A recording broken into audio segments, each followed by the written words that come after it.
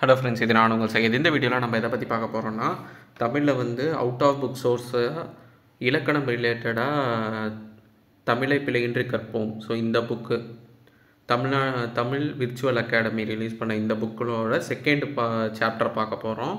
So இதை explain பண்ணி முடிச்சுட்டு அப்புறமா சமச்சீர் புக்கில் 6th இயல் 3-4 அதையும் எக்ஸ்பிளைன் பண்ணி இந்த வீடியோவில் முடிச்சிடுறேன். கீழே டிஸ்கிரிப்ஷனில் பிடிஎஃப் லிங்க் இருக்கும், டவுன்லோட் பண்ணிக்கோங்க. இதோட ஹைலைட் பண்ணி நான் கொடுத்துருக்கேன். முக்கியமான இதை மட்டும் நம்ம பார்க்கலாம். ஆல்ரெடி இந்த சாப்டர் 1 நம்ம பார்த்தாச்சு.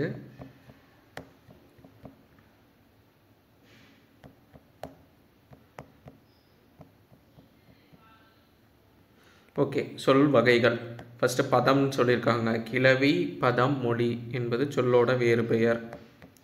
பதம் 2 வகையோட, பகுப்பதம், பகாப்பதம். பகுப்பதம் பெயர் பகுப்பதம், வினை பகுப்பதம்னு பிரியும். வினை பகுப்பதம் வந்து தெரிநிலை, குறிப்பு அப்படின்னு இருக்குது. அதுக்கப்புறமா பகாப்பதம் பார்த்திங்கன்னா பெயர், வினை, இடை, உரின்னு சொல்லி வகை இருக்குது. பகுப்பத உறுப்புகள் 6: பகுதி, விகுதி, இடைநிலை, சந்தி, சாரிய, விகாரம். இதில் வந்து இந்த இன்ஃபர்மேஷன் புக்கில் டீட்டெயில்டாக கொடுத்துருப்பாங்க. ஸோ இதுவும் பார்த்து வச்சுக்கோங்க. இது எக்ஸாம்பிள் கேட்கலாம். பொன்னன்னா பொருட்பெயர், வெற்பன்னா இடப்பெயர், ஆதிரையன்னா காலப்பெயர், கண்ணன்னா சினை, கரியன்னா குணம், சொல்லன்னா தொழிற்பெயர். விகுதிங்கிறது கடைசியாக நிற்கும். அதோட விகுதிகளும் எக்ஸாம்பிள் கொடுத்துருக்காங்க. ஓட்டுநர் இதில் எது வந்து கரெக்டுன்னா இதுதான் கரெக்டு. அதுக்கப்புறமா பார்த்திங்கன்னா இடைநிலை பொறுத்தளவுக்கு முதல் நிலைக்கும் பகுதிக்கும் விகுதிக்கும் நடுவில் இருக்கும். இறந்த காலம், நிகழ்காலம், எதிர்காலம், எதிர்மறை இடைநிலைன்னு இருக்குது. அதே மாதிரி வேண்டாம் அப்படின்னு சொல்கிறது கரெக்டாக, வேண்டாம்னு சொல்கிறது கரெக்டானா வேண்டாம்னு சொல்கிறது தான் கரெக்டு. ஏன்னா வேண்டுமோட எதிர்மறை பார்த்திங்கன்னா வேண்டாம். வந்து விகுதியில் வந்து இருந்தாலே அது எதிர்மறையாக இருக்கும். ஸோ அதனால் வேண்டாம் தான் கரெக்டு, வேண்டாம்ங்கிறது வந்து தப்பு. அடுத்து சந்தி, சாரியை, விகாரம். ஸோ இதெல்லாம் வந்து ஆல்ரெடி புக்கிலேயே கொடுத்தது தான். அதே மாதிரி பகாப்பதத்துக்கு எடுத்துக்காட்டு கொடுத்துருக்காங்க. இது பொறுத்துக்களை கேட்கலாம், பார்த்துக்கோங்க. இடை பகாப்பதம் பார்த்திங்கன்னா மண், கொல், போல் மற்றும் உரி பகாப்பதம் பார்த்திங்கன்னா கூர், மிகு, உரு, தவு, நனி, களி. இதெல்லாம் மூவகை மொழி. தனிமொழி, தொடர்மொழி, பொதுமொழி. தனிமொழினா தனித்து நின்று பொருள் தரும் ஒவ்வொரு வார்த்தையும். தொடர்மொழி அப்படின்னா பல தனிமொழிகள் தொடர்ந்து வந்து பொருள் தரும். பொதுமொழி அப்படின்னா தனிமொழியாகவும் இருக்கும், தொடர்மொழியாகவும் இருக்கும். சேர்ந்திருந்தால் ஒரு பொருள் தரும், பிரித்தா வேறு பொருள் தரும். அந்த மான், பலகை, இதெல்லாம். வைகையும் வந்து உங்களுக்கு பொதுமொழியில் தான் வரும். சொல்லின் வகைகள் ரொம்ப ரொம்ப இம்பார்ட்டண்ட்டு. இயற்சொல், காரணமின்றி வழங்கப்படுவது. திரிசொல், காற்றுனா வலி, நகம்னா உகிர், மயில் தொகைனா பீலி. ஸோ உகிருங்கிறது வந்து லாஸ்ட் குரூப் 4 கேட்டிருந்தாங்க. கிளி, தத்தை, நீர், புனல், உலகம், நாளம், உரைத்தானா, செப்பினான். இதெல்லாம் வந்து திரிசொல். இலக்கியம் கற்றவர்கள் மட்டுமே புரிந்து கொள்ளக்கூடியது. அடுத்து அதில் பெயர் திரிசொல் இருக்குது. எயில்னா மதில், நல்குறவுனா வறுமை, களைனா மூங்கில், கிழமைனா உரிமை, மடினா சோம்பல். வேலம், வாரணம், கலை இதெல்லாம் யானை குறிக்கும். ஆவி அப்படிங்கிறது உயிர், பேய், மெல்லிய புகை இதெல்லாம் குறிக்கும். வினை திரிச்சொல்னா வினவினான், விழித்தான், நோக்கினான். ஒரு பொருள் குறித்த பல வினை சொல் பார்த்திங்கன்னா செப்பினான், உரைத்தான், மொழிந்தான், இயம்பினான் இதெல்லாம் வரும். பல பொருள் குறித்தது பார்த்திங்கன்னா எரி, வீசுங்கிறது பார்த்திங்கன்னா எரி, சிதறடி, பறவச்சை இந்த மீனிங்கில் வரும். திசை சொல், கேணினா கிணறு, பெற்றம்னா பசு. தென்பாண்டி நாட்டு ஒவ்வொரு பகுதிகள்லையுமே வெவ்வேறு திசை சொற்கள் பயன்படுத்துகிறாங்க. பெற்றம் பசு, சொன்றினா சோறு, தல்லைனா தாய், அச்சன் அப்படின்னா தந்தை, கையர்னா வஞ்சகர், கிளார்னா தோட்டம், பாலினா சிறுகுளம், நமலினா நாய், செய்யினா வயல். ப்ரீவியஸ் எக்ஸாம்பிள் இதெல்லாம் கேட்டிருக்காங்க, நமலினா என்ன அப்படின்னு சொல்லிட்டு. செய்யினா வயல், கேணினா சிறுகுளம், எகின்னா புலி, எழுவன்னா தோழன், இகுலைனா தோழி. இது ரொம்ப ரொம்ப இம்பார்ட்டண்ட்டு. இகுலை, ஆயினா தாய். இது என்ன நாடுன்னு பார்த்துக்கோங்க. இந்த பர்டிகுலர் இது இம்பார்ட்டன்ட், இது புக்கில் இருக்காது. வடச்சொல், கமலம்னா தாமரை, சமஸ்கிருத மொழியிலேருந்து வந்திருக்கும். விஷம்னா நச்சு, புஷ்பம்னா மலர், அர்ச்சனைனா மலரிட்டு வழிபடுதல், சுதந்திரம், விடுதலை, விவாகம், திருமணம். தற்சமம், தற்பவம்னு 2 இருக்குது. தமிழ் சொற்கள் போலவே புழங்கப்படுவது. புண்ணியம்னா பாவம், கமலம்னா உருவம். புண்ணியம் பாவம் இது தனித்தனி எல்லாமே. புண்ணியம் பாவம் கமலம் உருவம் இதெல்லாம் வந்துட்டு தமிழ் மொழி போலவே இதாக இருக்கும். இதே வந்து தற்பவம்னா சிறப்பு எழுத்துக்கள் இருக்கும், அதை மாற்றிருப்பாங்க. கஜம்னா கசம், சரஸ்வதினா சரஸ்வதி, வருஷம்னா வருடம், தேகம்னா தேகம், பச்சினா பச்சை. பெயர் சொல் வேற்றுமையை ஏற்கும், காலம் காட்டாது. பொருட்பெயர், இடப்பெயர், காலப்பெயர், சிறப்பெயர், பண்பு பெயர். இதுவும் இம்பார்ட்டண்ட்டு. இதில் என்ன பெயர்னு சொல்லி கேட்கலாம். இடுகுறி பெயர், காரணப்பெயர். ஆகு பெயரில் பார்த்திங்கன்னா 16 வகை கொடுத்துருக்காங்க. பொருளாகு, இடவாகு, இதுக்கெல்லாம் எக்ஸாம்பிள் பார்த்துக்கோங்க.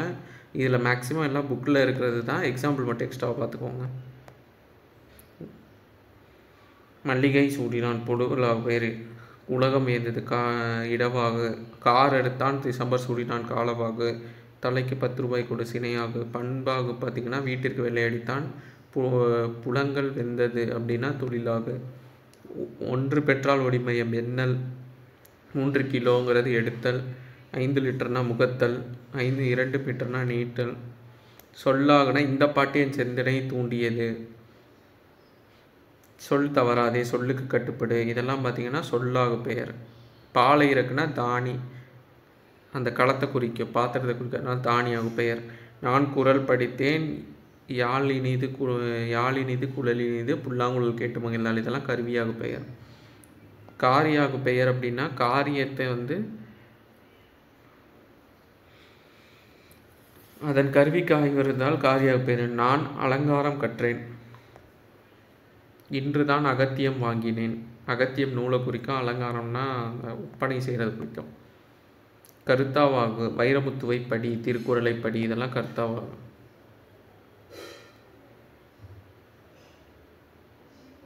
ஒருவர் செய்த பொருளின் பெயர் வந்து செய்தவரின் பெயருக்கே ஆகி வருவது. திருவள்ளுவரை படி அப்படின்னா குறளை படிக்கிற சொல்லுது. ஓமையாகு பெயர் மயில் ஆடினான். ஆக்கப்பெயர்கள் கடைசியாக எண்டாறது இயல், தனம், தாரர், வினையடி ஆக்கப்பெயர்கள். பண்பு பெயர்கள் எதுலெல்லாம் முடியுதுன்னு பாருங்கள். மை, ஐ, சி, பூ, பூ இதிலெல்லாம் முடியுது. வினையால் அணையும் பெயர்.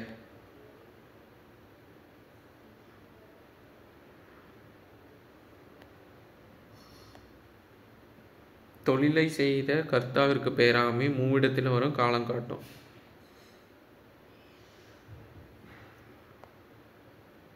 இதே தொழிற்பெயர் காலம் காட்டாது. வினைச்சொல் தெரிநிலை, அதுக்கு எக்ஸாம்பிள் குறிப்பு வினைமுற்று. ஆறையுமே காட்டுறது தான் தெரிநிலை. செய்பவன், கருவி, நிலம், செயல், காலம், செய்பொருள் இதை காட்டும். குறிப்பு வினைமுற்று. அவன் பொன்னன் பொருள், சென்னையான் இடத்தை குறிக்கும், சித்திரையான் காலம், கண்ணன் சினை, இனியன் குணம், நடிகன் தொழிலை குறிக்கிறது. சரி, இது பார்த்து வச்சுக்கோங்க. பொன்னன் மணியன் பொருள் குறிப்பு வினைமுற்று. ஊரன் தென்னாட்டவன் இடம், ஆதிரையன் கால குறிப்பு, கண்ணன் பல்லன் சினை, கரியன் தீயன் பண்பு, நடிகன்னா தொழில்.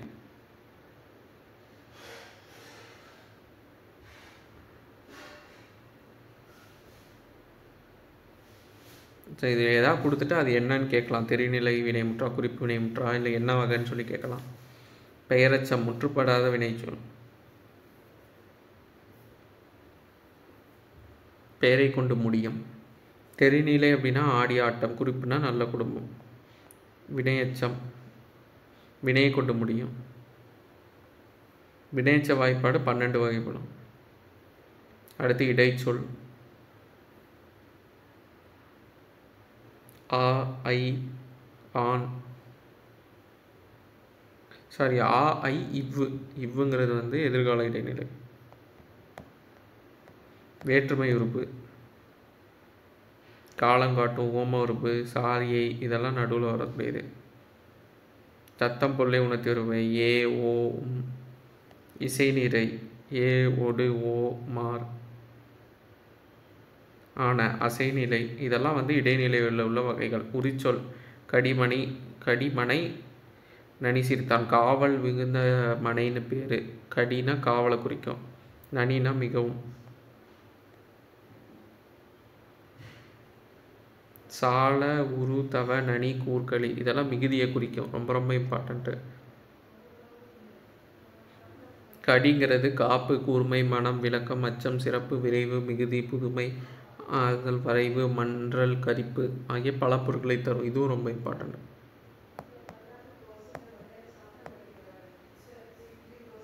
முன்னீர், ஆழி, பறவை, தடாகம் இதெல்லாம் வந்து நீர்நிலை ஆறு பகுதியை குறிக்கும். வேர்ச்சொல், மரபு சொல் இதெல்லாம் வந்து எக்ஸாம்பிள் கொடுத்துருப்பாங்க. இணையம், உலாவி, கீச்சகம், விரலி, செயலி, மின்னஞ்சல் இதெல்லாம் வந்து கலை சொற்கள். கைங்கிற இது வந்து என்னென்ன கை வலிக்கிறதுன்னா உறுப்பை குறிக்கும். கை விட்டுன்னா உழைப்பின்றி வரும் பொருள். கை அப்படின்னா இங்கே மேன்மை குறிக்கும், அருகே இருக்கிறது குறிக்கும். ஸோ ஒரே வார்த்தை தான் பல சூழ்நிலையில் வருது.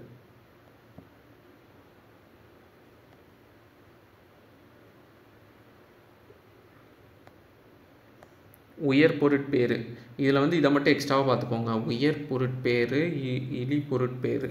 உயர் பொருட்பேறு அப்படின்னா இழிந்த பொருள் வழங்கி வந்த சொற்கள் வந்து காலப்போக்கில் உயர்ந்த பொருளை தருவதாக மாற்றம் அடையும். இது வந்து உயர் பொருட்பேறு. கல்லுண்டு கழித்ததை கழிப்புன்னு சொல்லுவாங்க. இப்போ கழிப்பு வந்து மன மகிழ்ச்சி சொல்லுது. ஸோ இது வந்து உயர் பொருட்பேருக்கு எக்ஸாம்பிள். இதே இழி பொருட்பேறு அப்படின்னா நாற்றம் அப்படிங்கிற சொல்லு வந்து முன்னாடி நறுமணத்தை குறிக்கும், ஆனால் இப்போ பார்த்திங்கன்னா அது துர்நாற்றத்தை தான் குறிக்குது தற்காலத்தில். அது இழி பொருட்பேறு. சிறப்பு பொருட்பேறு அப்படிங்கன்னா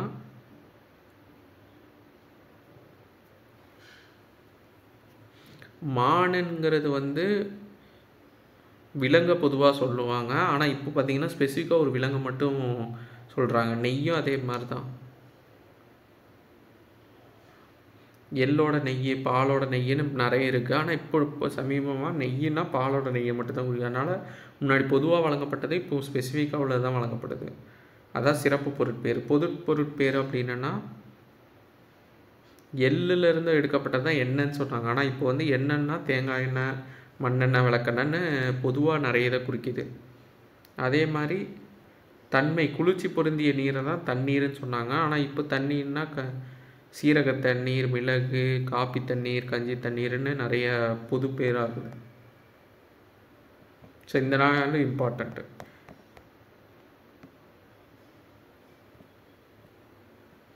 ஸோ இந்த வீடியோ யூஸ்ஃபுல்லாக இருக்கும்னு நம்புகிறேன். அப்கமிங் வீடியோஸில் பார்க்கலாம். தேங்க்யூ.